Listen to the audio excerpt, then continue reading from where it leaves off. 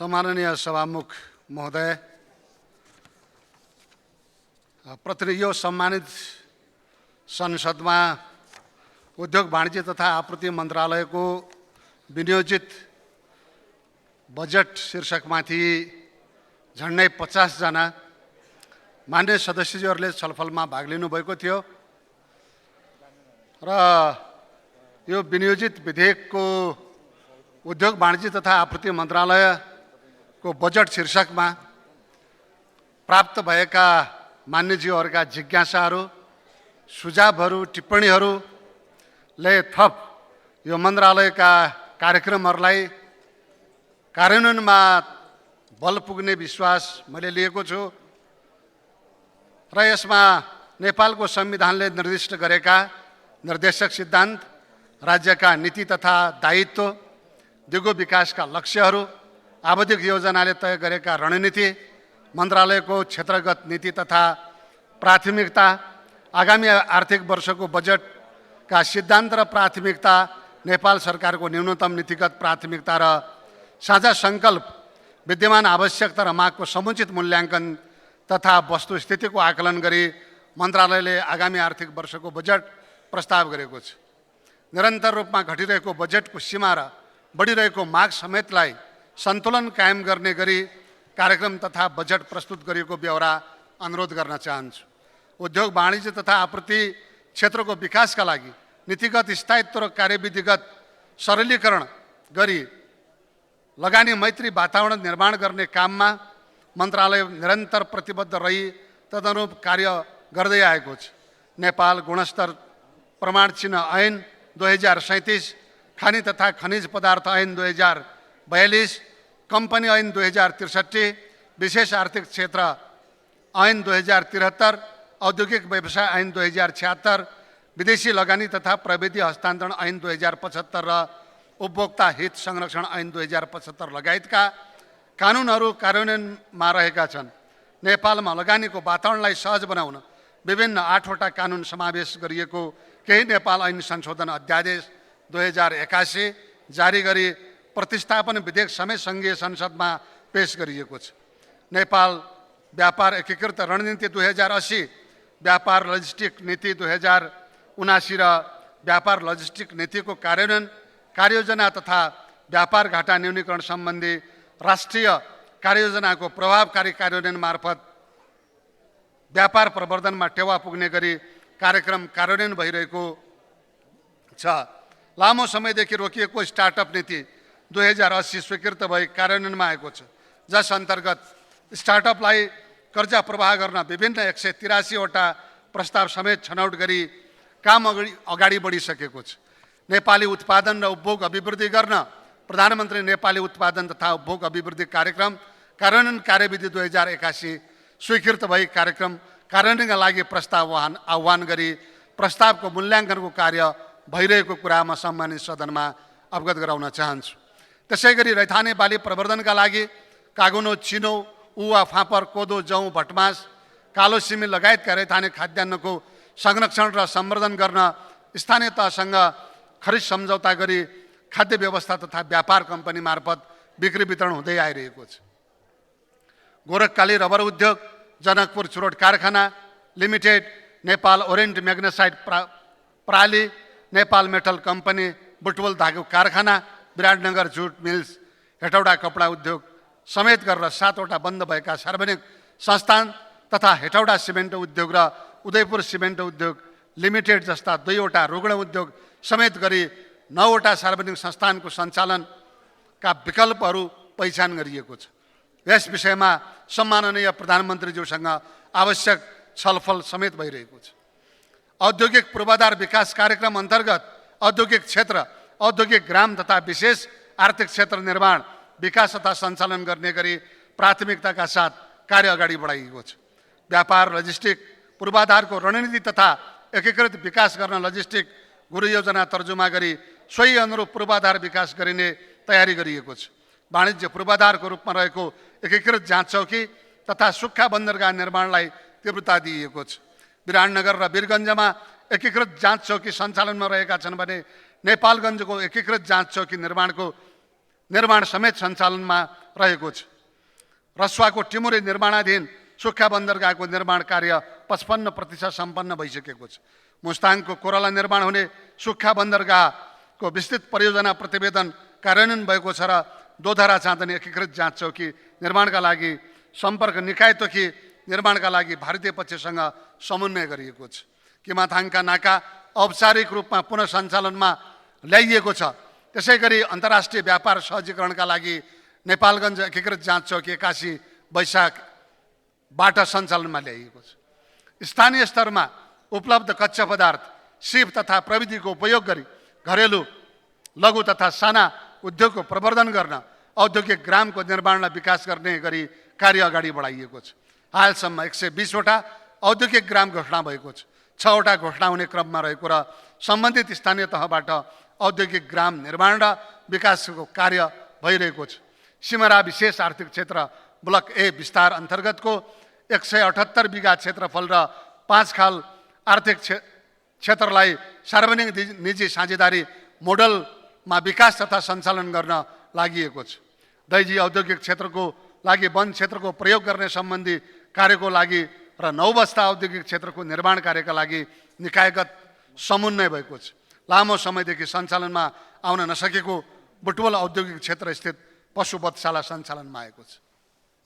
औद्योगिक क्षेत्रमा आवश्यक दक्ष जनशक्ति तयार गर्न परियोजनार्थ निजी क्षेत्र समेतको सहभागितामा कार्यस्थलमा आधारित प्रशिक्षण कार्यक्रम सञ्चालनका लागि 8 वटा उद्योगसँग सम्झौता भई कार्यान्वयन भएको छ।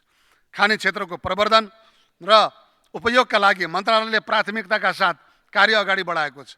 खानी तथा खनिज पदार्थको सम्बन्धमा अध्ययन, अन्वेषण, प्रवर्धन गर्न तथा खानी दर्ता, खोज तलास, अनुमति, नवीकरण र अनुगमन कार्यलाई प्रभावकारी बनाइएको छ। चालु आर्थिक वर्षमा 107 वटा खानीको अनुगमन गरी आवश्यक निर्देशन दिएको छ। मुलुकमा भएका खनिज पदार्थको प्रवर्धन तथा उपयोग गर्ने सन्दर्भमा दैलेख पेट्रोलियम सम्भावित भण्डार क्षेत्रको अन्वेषणका लागि 2081 वैशाख 22 गते ड्रिलिङ कार्यको शुभारम्भ गरी मिति 81 जेठ 31 गतेसम्म 298 मिटर ड्रिलिङ कार्य सम्पन्न भएको छ। साथै धौबादी फलाम खानीको विस्तृत सम्भाव्यता अध्ययन सम्पन्न भएको छ। लघु, घरेलु तथा साना उद्योगले अर्थतन्त्रमा महत्त्वपूर्ण योगदान गर्ने भएकोले यस्ता उद्योग प्रवर्धन, सिप विकास तथा प्रविधि हस्तान्तरणका लागि कार्यक्रम प्रस्ताव गरिएको छ। त्यसै गरी बिजनेस इन्क्युबेसन सेन्टर स्थापना, सिपमूलक कार्यक्रम, स्टार्टअप कोष कार्यान्वयन गर्न आगामी आर्थिक वर्षका लागि कार्यक्रम र बजेट प्रस्ताव भएको छ। उद्योग, वाणिज्य तथा आपूर्ति क्षेत्रको समग्र विकासको लागि नीति निर्माण, योजना तर्जुमा कार्यान्वयन, अनुगमन र मूल्याङ्कनलाई विश्वासिलो, भरपर्दो तथा गुणस्तरीय तथ्याङ्क आवश्यक पर्ने भएकोले तथ्याङ्क सङ्कलन, विश्लेषण तथा प्रकाशनलाई बजेट विनियोजन गरिएको छ। चौथो पुस्ताको औद्योगिक अवधारणाको आन्तरिकीकरणका लागि अध्ययन, अनुसन्धान तथा अभिमुखीकरण गर्नका लागि बजेट विनियोजित भएको छ। स्वदेशी उत्पादनलाई निर्यातमुखी बनाउन तथा निर्यात प्रवर्धन गरी वैदेशिक व्यापारमा देखिएको असन्तुलनलाई कम गर्ने अभिप्रायले निर्यातलाई प्रोत्साहन गर्नका लागि चिया, कफी, हस्तकला सामान, सिमेन्ट, प्लाइवुड लगायतका 36 वस्तुहरूको निर्यात अनुदान प्रदान गरिँदै आएको छ। उक्त अनुदान व्यवस्थापनका लागि निर्यात अनुदान प्रदान गर्ने सम्बन्धी कार्यविधि 2075 कार्यान्वयनमा रहेको बेहोरा अनुरोध गर्न चाहन्छु। उपभोक्ता हित संरक्षणका लागि उपभोक्ता अदालत गठन प्रक्रियाका लागि बजेट विनियोजन गर्नुका साथै बजारमा माग उच्च हुने तथा मूल्य स्वाभाविक रूपमा वृद्धि हुन सक्ने अवस्थालाई दृष्टिगत गरी रणनीतिक रूपमा संयुक्त बजार अनुगमनलाई तीव्रता दिने, सूचना र अनुसन्धानमा आधारित बजार अनुगमन प्रणाली कार्यान्वयनमा ल्याउने, संवेदनशील र जोखिमयुक्त बजार क्षेत्रको एकीकरण तथा विश्लेषण गरी नियमित एवं आकस्मिक अनुगमन गर्ने गरी आगामी आर्थिक वर्षमा बजार अनुगमन गर्ने तयारी समेत रहेको कुरा म सम्मानित सदनमा जानकारी गराउन चाहन्छु। विभिन्न तोकिएका दुर्गम जिल्लाहरूमा खाद्यान्न तथा नुन ढुवानका लागि उपलब्ध गराउने अनुदानलाई निरन्तरता दिइएको छ। अन्तर्राष्ट्रिय बजार मूल्यका आधारमा पेट्रोलियम पदार्थको मूल्य समायोजन गर्ने गरिएको छ। अन्तमा मन्त्रालयको बजेट तथा कार्यक्रम प्रस्ताव गर्दा कार्यान्वयनमा क्षमता, खर्चको मितव्ययता, आर्थिक पारदर्शिता र वित्तीय अनुशासनलाई समेत जोड दिइएको छ। मान्य सदस्यज्यूहरूको जिज्ञासा राख्नुभएका विषयहरू नीतिगत रूपमा सम्बोधन भएको बेहोरा समेत अवगत गराउन चाहन्छु। कार्यक्रमको निरन्तरताको क्रममा थप यो सम्मानित सदनमा मान्य सदस्यज्यूहरूबाट प्राप्त भएका सुझावहरूलाई, प्राप्त भएका टिप्पणीहरूलाई मन्त्रालयको आगामी कार्ययोजनामा समेत यसलाई बल पुग्ने विश्वास मैले लिएको छु। तसर्थ मन्त्रालयको तर्फबाट प्रस्तुत विनियोजित शीर्षकको बजेटमाथि खर्च कटौतीको प्रस्ताव समेत फिर्ता गर्नका लागि म मान्य सदस्यहरूलाई आह्वान गर्दै आफ्नो बयान गर्छु। धन्यवाद।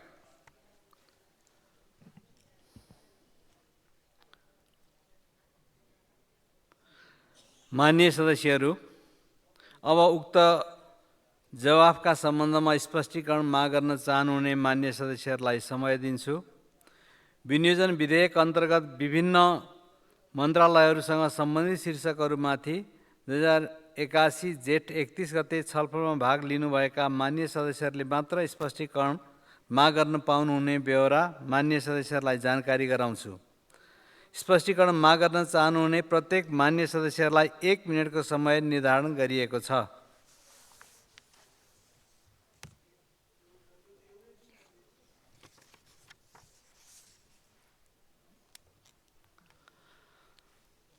मान्य सदस्य प्रेम सुवाल।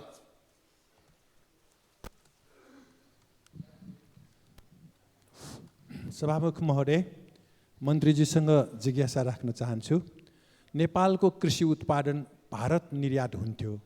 केही दशक यता नेपाल कृषि उत्पादनमा भारत निर्भर बढिरहेको छ र नेपालको कृषि भूमि बाँझो भइरहेको छ। नेपाली वस्तु उत्पादन गरी निर्यात गर्न सरकार किन असफल भयो? नेपाली वस्तु उत्पादन गर्न सरकारी, सहकारी, निजीको नाममा सरकार नियमनकारी मात्र भएर बस्नु भएन, हस्तक्षेपकारी हुनु जरुरी छ। के अब यो मन्त्रालयको नाम उद्योग गर्दै नगर्ने, विदेशको खाद्यान्न र सामान आयात गर्ने मन्त्रालय राख्ने मन्त्रीजीको तयारी हो र? धन्यवाद। अब मान्य सदस्य बिना लामा। सभामुख महोदय मार्फत मन्त्रीज्यूलाई प्रश्न गर्न चाहन्छु। देशमा उद्योगहरूको अवस्थामा खासै सुधार नआएको अवस्थामा यो अवस्था सुधार्न मैले रुबी भ्यालीको रुबी, क्रिस्टल, क्वार्ट्ज र काइनाइटको लागि उत्खनन गर्ने एउटा ऐन बनाऊ भनेर पटक पटक ध्यान आकर्षण गराउँदै आएकी थिएँ। के देशको आर्थिक अवस्था सुधार्न विशेष ध्यान आकर्षण गराउँदा पनि यो देशको आर्थिक अवस्था सुध्रिन्छ भनेर हो कि यो सुनवाई नभएको? यो एउटा मेरो प्रश्न। यो रुबी, काइनाइट र क्रिस्टल उत्खननको लागि विशेष पहल गर्ने योजना के रहेको छ? अर्को दोस्रो प्रश्न, WTO को सदस्य भए पनि अपेक्षित लाभ लिन नसक्नु कसको कमजोरी हो र यसको समाधान गर्नको लागि तपाईँको प्रयास के रहनेछ? धन्यवाद। माननीय सीता मिजार, त्यसपछि माननीय अशोक कुमार चौधरी। सम्माननीय सभामुख महोदय, म मान्य मन्त्रीज्यूलाई क्वेसन गर्न चाहन्छु। आइटी उद्योगको मुलुकको रोजगारी सिर्जना गर्ने, आय आर्जन बढाउने भएकोले आइटी आधारित कम्पनीहरू स्थापनाका लागि बजेट निर्माणमा जोड दिनको लागि मैले आह्वान गरेको थिएँ। मन्त्रालयले के सोचेको छ?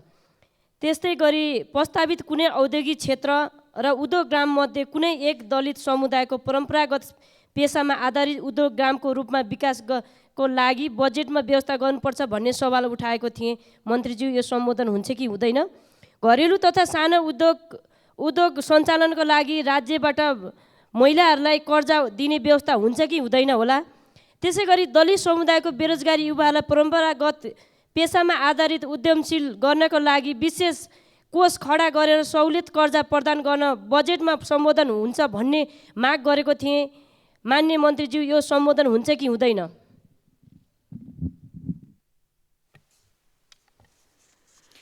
माननीय अशोक कुमार चौधरी, त्यसपछि माननीय अमर बहादुर रायमाझी।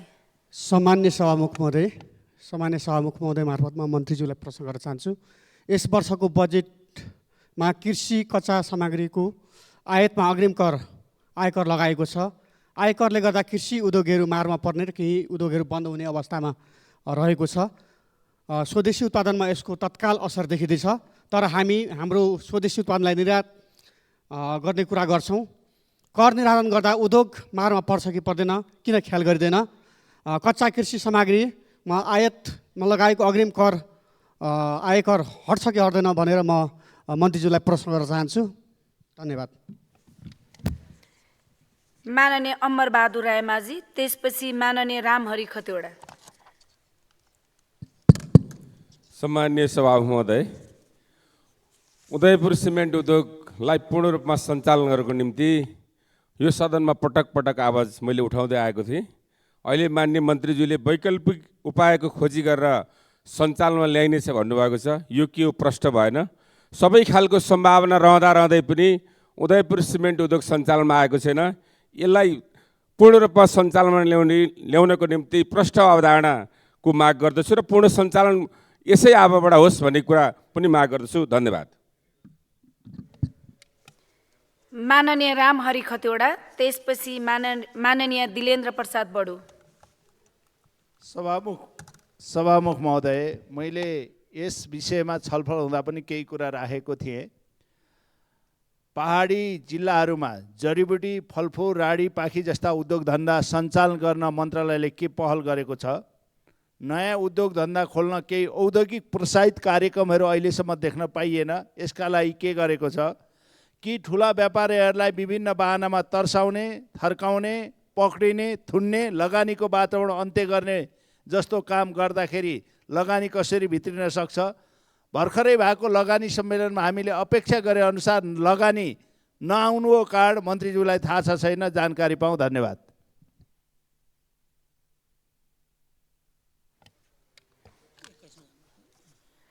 माननीय दिलेन्द्र प्रसाद बडु। सम्माननीय सभामुख महोदय, माननीय उद्योग मन्त्रीजीलाई म केही जिज्ञासा प्रश्न राख्न चाहन्छु। आगामी आर्थिक वर्षमा पहाडी जिल्लाहरूमा कुनै पनि स्थानमा खाद्य डिपो र नुन डिपो थप किन हुनु भएन? गाउँपालिकाबाट संस्थागत रूपमा माग भएअनुसारको दार्चुलाको मार्मा गाउँपालिका लठीनाथमा नुन डिपो दिने कार्यक्रम छ छैन? रुग्ण उद्योगहरू सञ्चालन गर्ने तयारी कहाँ पुग्यो? कहिले सञ्चालन ल्याइन्छ? औद्योगिक ग्राम कार्यक्रमको लागि यी अहिलेसम्मको लगानी कति फलदायी भएको छ? पुनर्मूल्याङ्कन गर्ने पो हो कि? अहिलेसम्म यस कार्यक्रममा कति लगानी भयो र कति औद्योगिक ग्रामहरू सञ्चालनमा आउन सके? यसको पनि जानकारी भए म त्यही आग्रह गर्छु। हस्, धन्यवाद। माननीय सपना राज भण्डारी।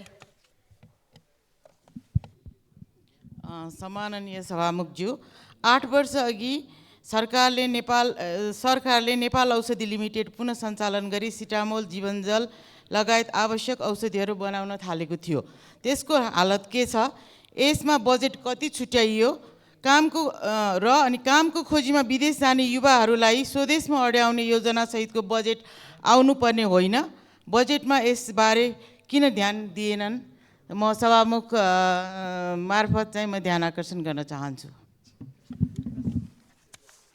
माननीय सदस्यहरू, अब माननीय उद्योग वाणिज्य तथा आपूर्ति मन्त्री दामोदर भण्डारीलाई उद्योग वाणिज्य तथा आपूर्ति मन्त्रालय उक्त स्पष्टीकरणको सम्बन्धमा स्पष्ट पार्न अनुमति दिन्छु।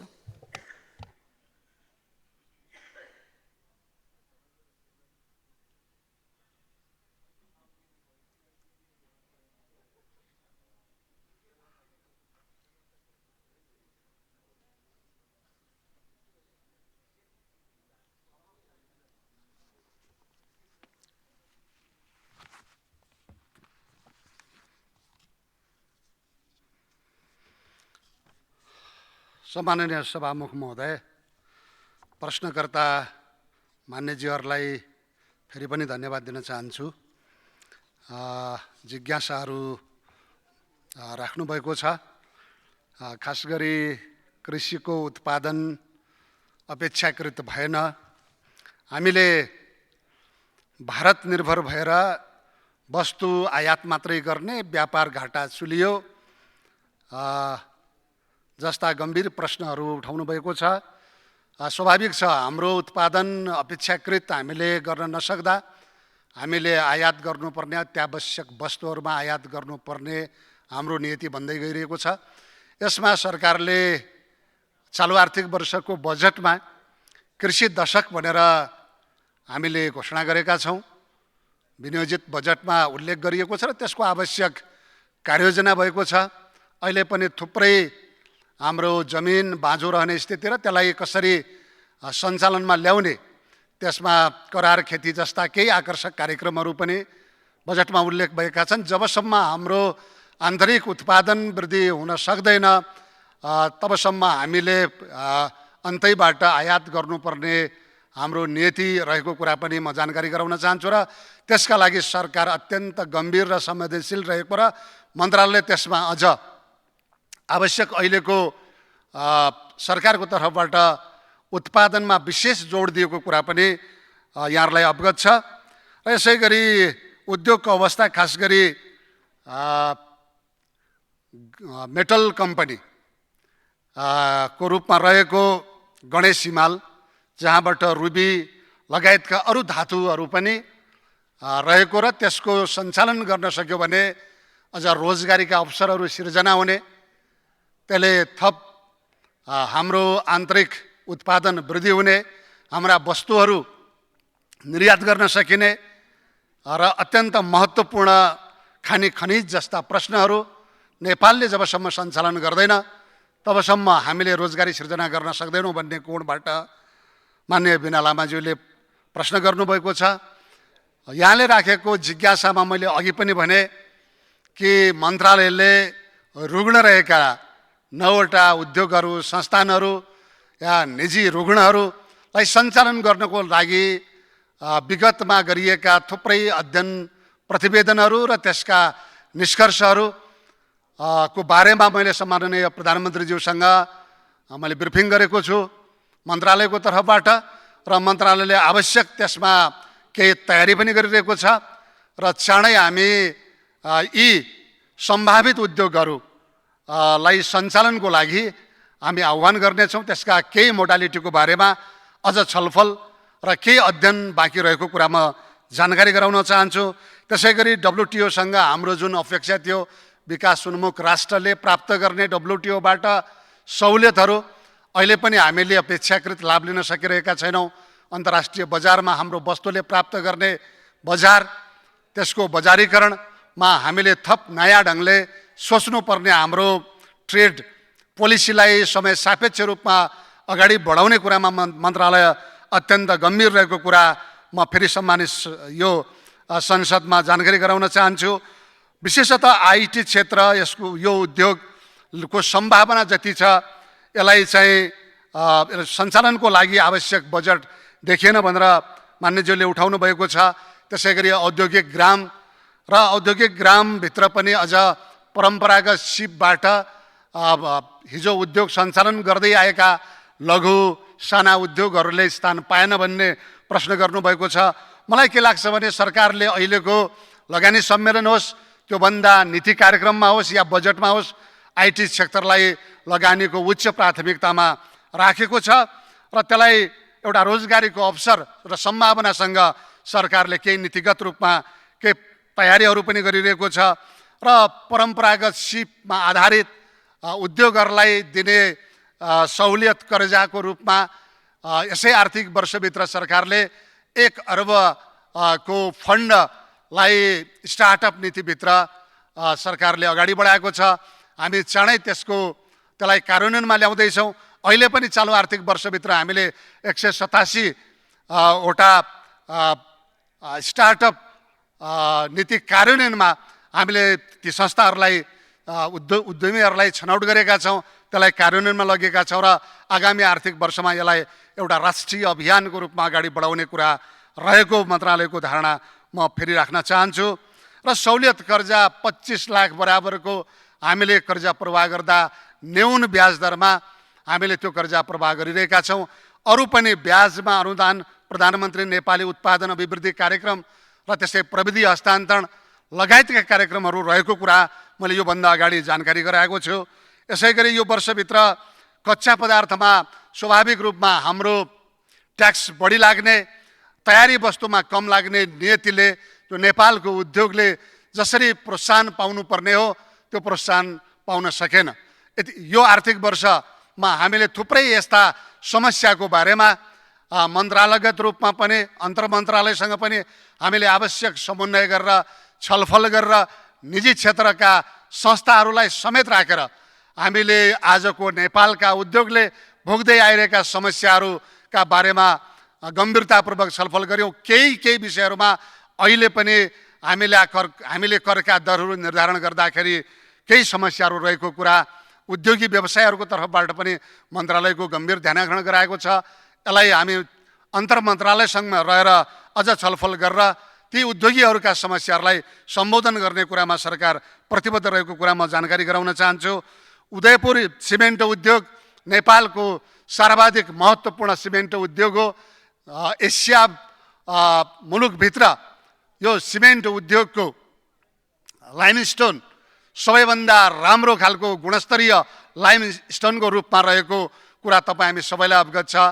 यो उद्योग सञ्चालनमा रहेका कठिनाइहरू यसको व्यवस्थापनले गर्दा आज उद्योग अपेक्षाकृत त्यसलाई सञ्चालनमा ल्याउन सकेन। सरकारले उद्योग चलाउनु हुँदैन, उद्योगीले चलाउनु पर्छ। त्यसका लागि त्यसको सही व्यवस्थापन सही खालको नीति तर्जुमा सरकारले गर्नुपर्छ। त्यसकारणले सरकारले पोलिसी बनाउने, नीतिमा सहुलियत प्रदान गर्ने र उद्योगीहरूले उद्योग सञ्चालन गर्नुपर्छ र सरकारले सञ्चालन गरेका उद्योग समेत आज जुन अवस्थामा रहेका छन् यसको गम्भीरतापूर्वक अध्ययन भएको छ र चाँडै यसलाई मैले रुग्ण उद्योगभित्र विगतमा उद्योग मन्त्रालयको तर्फबाट उदयपुर सिमेन्ट उद्योग, हेटौडा सिमेन्ट उद्योगलाई पनि निजीकरण इकाइमा सिफारिस गरेर त्यसको त्यो जुन घाटामा अहिले सञ्चालन भएको छ त्यसको व्यवस्थापकीय पक्षका लागि केही सुझावसहित सिफारिस गरेको छ। मैले अघि पनि भने यी रुग्ण हुँदै गएका उद्योग र रुग्ण भएका उद्योगलाई पुनः सञ्चालन गर्नको लागि सरकारले चाँडै आवश्यक निर्णय लिने कुरा म सम्मानित सदनमा राख्न चाहन्छु।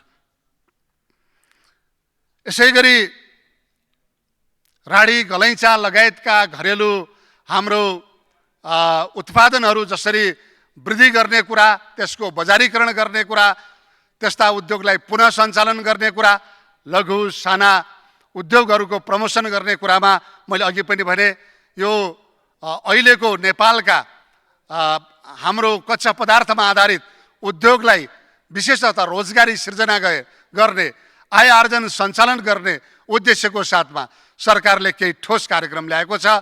हामीले सरकारको तर्फबाट उत्पादनमा सहुलियत प्रदान गर्ने, सस्तो ब्याज दरमा पुँजी या बिउ लगानी गर्ने जस्ता केही आकर्षक कार्यक्रमहरू हामीले ल्याएका छौँ। त्यसलाई चाँडै सञ्चालनमा ल्याउने कुरा म फेरि दोहोऱ्याउन चाहन्छु। र आगामी आर्थिक वर्षमा खाद्य डिपो अहिले पनि हामीले जुन रूपमा यसका संरचनाहरू बनाउनु पर्ने हो, खाद्य व्यापार कम्पनीलाई नयाँ ढङ्गबाट त्यसलाई सञ्चालन गर्ने गरी आर्थिक वर्ष 2075-76मा जुन नेपाल नेसनल ट्रेडिङलाई र खाद्य व्यवस्थालाई जसरी समायोजन गरेर यसको नयाँ अवधारणा ल्याएको छ, यसलाई आज मुलुकभरि खास गरी दुर्गम क्षेत्रमा यसका कार्यक्रमहरू खाद्य अभाव हुन नदिन, अत्यावश्यक वस्तु अभाव हुन नदिन सरकारले केही ठोस योजना चाँडै ल्याउँदैछ र अहिले पनि अभाव भएका क्षेत्रमा डिपो सञ्चालन गर्न मन्त्रालयले केही आवश्यक तयारी गरिरहेको कुरा पनि म सम्मानित सदनमा जानकारी गराउन चाहन्छु। रुग्ण उद्योगको बारेमा विगत सरकारले गरेका निर्णयहरू र त्यसका निष्कर्षहरू, त्यसले अध्ययन प्रतिवेदनका निष्कर्षहरूमा पनि थप के गर्न सकिन्छ भनेर चाँडै मन्त्रालयले यो सम्बन्धी आवश्यक अवधारणा अगाडि सार्नेछ। औषधि लिमिटेड बाट उत्पादित औषधि आज जुन स्तरमा भएको छ त्यो पर्याप्त छैन। त्यसलाई सञ्चालन गर्न, त्यसको सञ्चालन गर्नको लागि सरकारले केही फन्ड आवश्यक महसुस गरेको छ। मन्त्रालयले यसमा थप छलफल गरेर यो नेपाल औषधि लिमिटेडलाई सञ्चालन गर्न सरकारले यथेष्ट ध्यान दिने कुराको समेत जानकारी गराउन चाहन्छु र माननीय सदस्यज्यूहरूले राख्नुभएका यी विषयहरूमा मैले यिनै जानकारी गरेर बिदा हुन्छु। धन्यवाद।